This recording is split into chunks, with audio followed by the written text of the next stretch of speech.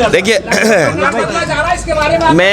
मैं इस समय एक शादी के समारोह में आया था। शमा जी उनके परिवार के बेटी के कार्यक्रम में शामिल हुआ हूँ। सबसे पहले उन्हें बधाई, दोनों बच्चों को बहुत बहुत बधाई और शुभकामनाएं।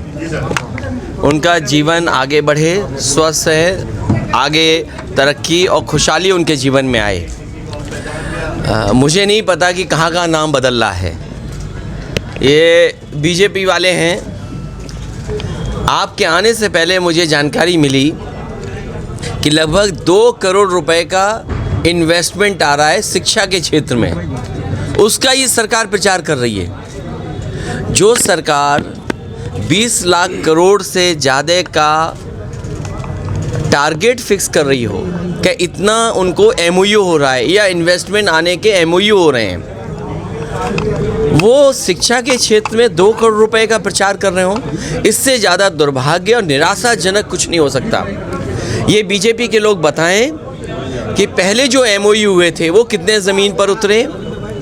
डिफेंस एक्सपो के बहाने जो आपने बुंदेलखंड में मिसाइल बनाने की बात कही, बम बनाने की बात कही, वो कितना ज़मीन पर उतरा है। सवाल आज ये है कि बेरोज़गारी कम होगी कि नहीं होगी। आप इन्वेस्टमेंट कितना भी ले आएँ, लेकिन अगर रोज़गार नहीं मिलेंगे, बेरोज़गारी नहीं ख़त्म होगी, नौकरी नहीं मिलेगी, तो ये इन्वेस्टमेंट किसके लिए है। और फिर महंगाई लगातार बढ़ती चली जा रही है। जब अमूल कीमत बढ़ाएगा, अमूल का आज बाज़ार बड़ा है, और अमूल का दूध का या उनके अन्य प्रोडक्टों की कीमत बढ़ने का मतलब ये है कि जितने भी बाज़ार में दूध दही के प्रोडक्ट हैं उन सब की कीमत बढ़ जाएगी। अमूल ने बढ़ाया, पराग ने बढ़ा दिया। मैं अपने क्षेत्र में काऊ मिल्क प्लांट लगवाया था, प्रधानमंत्री जी ने उसका उद्घाटन किया। हेमा मालिनी जी का नाम है उस पटिया पर। वो प्लांट बंद हो गया, वो प्लांट बंद कर दिया गया। मैं ये बात इसलिए बोल रहा हूँ कि बुलंदशहर वो शहर है, ज़िला या आसपास वो ज़िला है जहाँ दूध का कारोबार सबसे ज़्यादा होता है। मुझे याद है नेताजी के साथ में एक कार्यक्रम में शादी में शामिल होने आया था। उस समय मैं पढ़ाई कर रहा था, नेताजी डिफेंस मिनिस्टर थे। इसी ज़िले में आए थे शादी में, आज दोबारा मैं शादी में आया हूँ, और दूध का काम इस ज़िले में बहुत है। तो सोचो, अगर अमूल ने कीमत 3 रुपये बढ़ाई तो क्या मुनाफा गाय और भैंस रखने वालों को हो रहा है कि कंपनी को मुनाफा हो रहा है। ये बीजेपी किसान को मुनाफा, आय दोगुनी नहीं चाहेगी, ये कुछ लोगों को मुनाफा ज़्यादा कमाना चाहती है। अडानी जी ने डब्बा गोल कर दिया है देश का। देखिए, उद्योगपति के साथ सरकार मिल जाएगी तो क्या जनता का तो नुकसान होगा। किसी उद्योगपति को आप ये कहें कि हम दुनिया में नंबर 1 पे ले जाएंगे, और अचानक वो 20 की सूची से भी बाहर हो जाए, फिर लग रहा है कि फिर सूची में आ रहा है। आखिरकार सरकार क्यों मदद कर रही है। मुझे याद है उत्तर प्रदेश में सरकारी कर्मचारियों का, बिजली विभाग के लोगों का प्रोविडेंट फंड का पैसा DHFL में इन्वेस्ट किया गया था। DHFL नुकसान उठा गई, कंपनी फेल हो गई। उस समय जिन अधिकारियों ने फैसला लिया उनको जेल भेज दिया गया। मैं ये जानना चाहता हूँ बीजेपी के लोगों से, सरकार से, कि जनता जानना चाहती है कि अगर DHFL में पैसा लगाने पर उस समय के अधिकारी जेल जा सकते हैं, तो LIC और SBI का पैसा जिस कंपनी में लगा है उनके बड़े अधिकारी कब जेल जाएंगे। आप ED, CBI, इनकम टैक्स लिए घूमते हो। आज लखनऊ को सजाने के लिए आप रिवर फ्रंट में जो ED, CBI और इनकम टैक्स में, उसमें आप रोशनी करना चाहते हो। आखिरकार सरकार चाहती क्या है। 2024 में क्या शरद पवार जी के साथ थर्ड फ्रंट बनने की उम्मीद। गन्ने का भुगतान नहीं करा पाएगी सरकार। RBI ने ब्याज और गन्ने का इसलिए कह रहा हूँ कि इनको 2022 नहीं आया, इनका भी, बीजेपी वालों का 2022 आएगा ही नहीं, क्योंकि 22 आने का मतलब है किसान की आय दोगुनी होना। वो जानते हैं आय दोगुनी नहीं हुई तो वो 2022 स्वीकार नहीं करेंगे। 2022 आ गया। आप में से जितने पत्रकार साथी हैं वो सब जानते हैं कि उन्होंने यही वादा किया था कि 2022 तक आय दोगुनी हो जाएगी। आज गन्ना किसान का भुगतान नहीं हो पा रहा है, चीनी मिलों का अभी बकाया है, किसानों को देना है पैसा।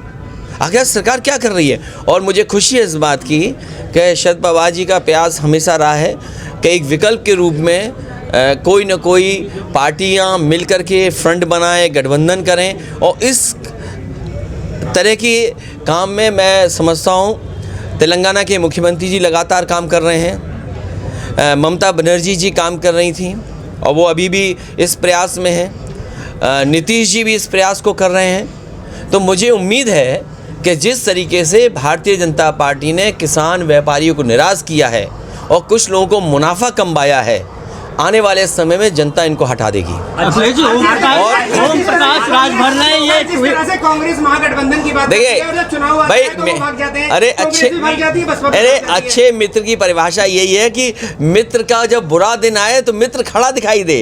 अरे बीजेपी के मित्र लोगों कब खड़े होंगे। और मुझे उम्मीद है लोगों के लिए कहाँ जगह मिलेगी? जो आंकड़े दिखाई दे रहे हैं या जो सेंसस दिखाई दे रहा है, मुझे लगता है सरकार फिर मित्र का भूमिका में है। अखिलेश किसमें? अखिलेश यादव जी कार्यकारिणी में शिवपाल जी के लोगों को भी जगह मिलेगी? अरे भाई, कौन सा चैनल चलाते हो? अच्छा, पूरे पार्टी के साथ है और सबको एडजस्ट किया जाएगा। हमारी पार्टी और पार्टी का दिल बहुत बड़ा है। ओम प्रकाश राजभर ने बयान दिया है कि ब्याज दर बढ़ा दिया है कि जाति व्यवस्था जो थी पंडितों ने बनाई।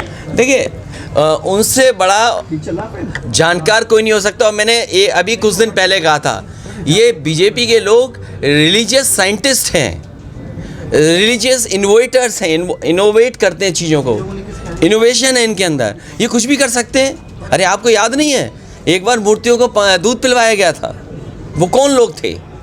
उस साजिश के पीछे कौन लोग थे?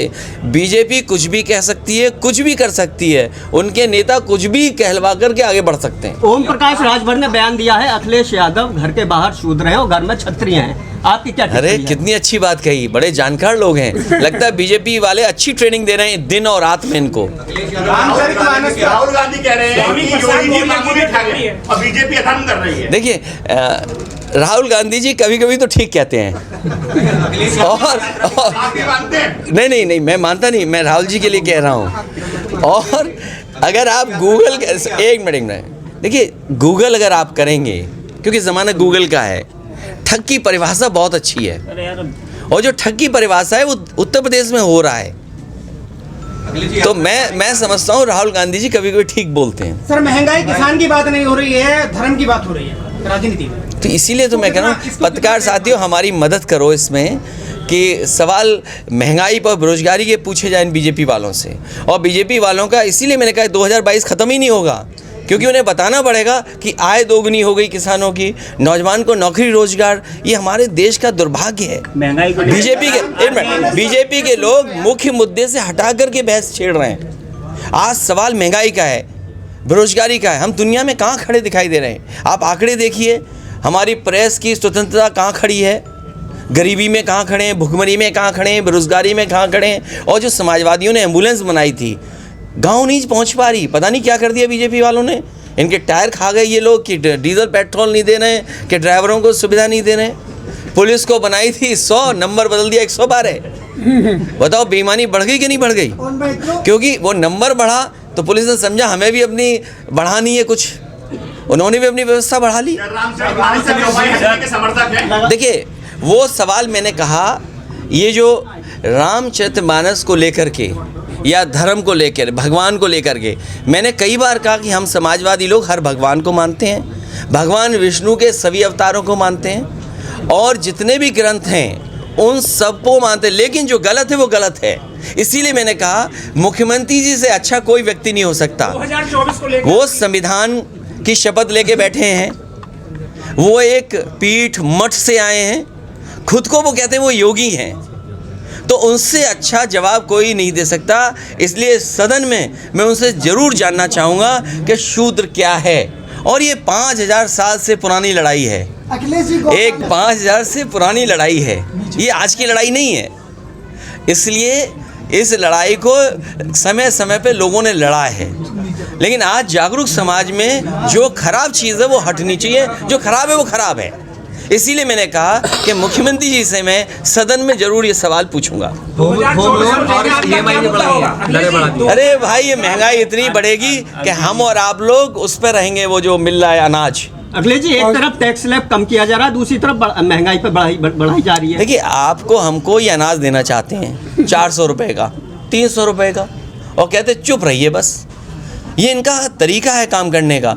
लोगों को, गरीबों को ये लगेगा कि अगर हम बीजेपी को नहीं वोट देंगे तो लगता है हमारा अनाज छिन जाएगा। लखनऊ के नाम के लिए लखनऊ का नाम बदला है। हम अगर लखनऊ का नाम बदला जाएगा, गाजीपुर का ही बदलने कह रहे हैं। अरे लखनऊ के नाम मैं देखिए, ये नाम बदलने से टेबल को टेबल कर दोगे, टेबल को कुर्सी कह दोगे क्या? टेबल का काम तो उससे सामान रखने का है। लखनऊ राजधानी रहेगी ना। ये बीजेपी के लोग काम नहीं कर रहे हैं, केवल नाम बदल रहे हैं। मुझे याद है कि सबसे अच्छा स्टेडियम बनाया समाजवादियों ने, भगवान विष्णु के नाम पर उसको रखा, एकाना नाम। उन्होंने अपने नेता पूर्व प्रधानी अटल बिहारी वाजपेयी जी के नाम रख दिया। हमें कोई आपत्ति नहीं है। तो क्या बीजेपी को उनके नाम पर कोई बड़ा काम नहीं करना चाहिए? ये काम नहीं करेंगे। आपने देखा होगा जितने प्राइमरी स्कूल हैं, बच्चों को ना स्वेटर मिल पाया, ना जूते मिल पाए, ना खाना टाइम से मिल पाया, बस पुता दिया इन्होंने, स्कूल पोत दिए होंगे, किताबें भी नहीं उपलब्ध करा पाए, रद्दी में बेची जा रही है। और यहाँ भी 65,000 इसी तरीके से स्टेडियम है, लोक भवन है, यहाँ पर कई काम थे गाजियाबाद में। तो ये नाम बदलने वाली सरकार है। इस बार जनता इन्हें बदल देगी। अखिलेश जी, आपको परमिशन नहीं मिल रही, ना मुरादाबाद में मिली, या बुलंदशहर में मिली, क्या वजह है? देखिए, ये कहते हैं कि इन पे अंतर्राष्ट्रीय वो हैं हवाई अड्डे। इनका विज्ञापन देखिए, बताओ, हवाई पट्टी नेताजी ने बनवाई, एक्सटेंशन मैंने की, हमारी सरकार में हुई, और उतरने नहीं दे रहे समाजवादियों को।